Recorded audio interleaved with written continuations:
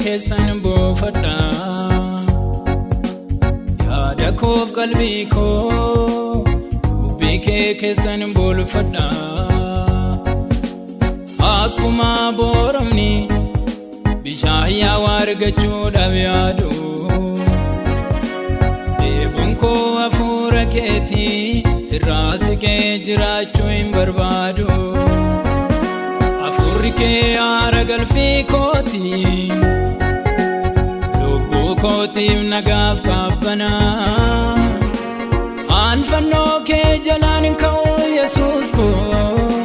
suumanaaf waayyanaa hafuurri kee aara galfii kooti lubbuu kootiif nagaaf qaabbanaa aanfannoo kee jalaan ka'uu Yesuus koo suumanaaf waayyanaa suumanaaf waayyanaa suumanaaf waayyanaa suumanaaf waayyanaa suumanaaf waayyanaa suumanaaf waayyanaa suumanaaf waayyanaa suumanaaf waayyanaa suumanaaf waayyanaa suumanaaf waayyanaa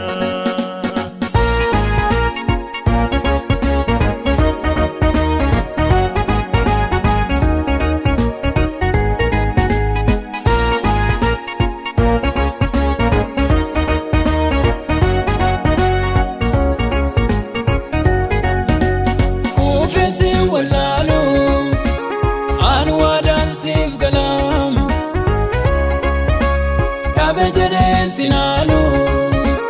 hemba wan fanno ke jala rakade akan jenneti sinal kawane kabenya rawade lo kenya siti atanaf jirenya ugada atanaf jirenya ugada atanaf jirenya atanaf jirenya ugada atanaf jirenya ugada atanaf jirenya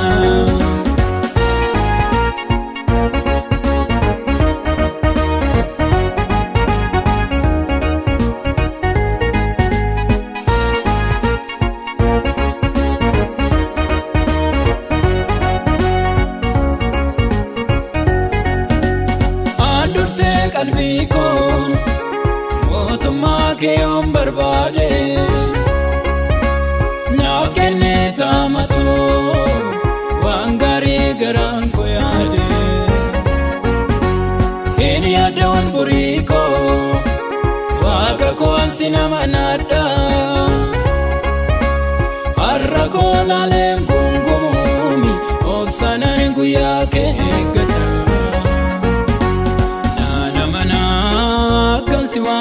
salfanne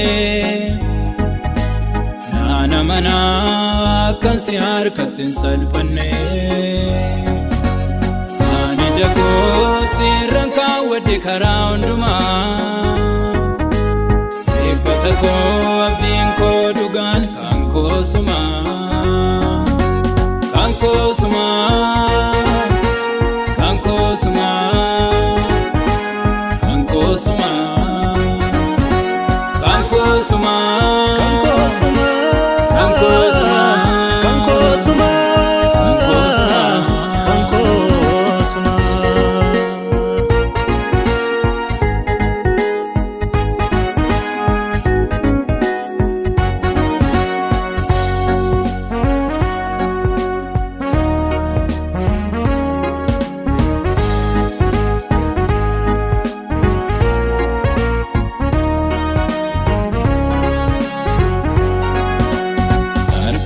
tokko achinsiku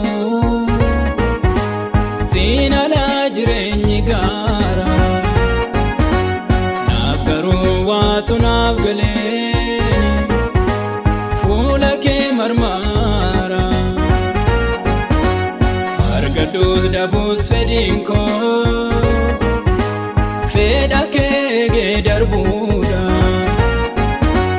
wanti karaa kee naan taane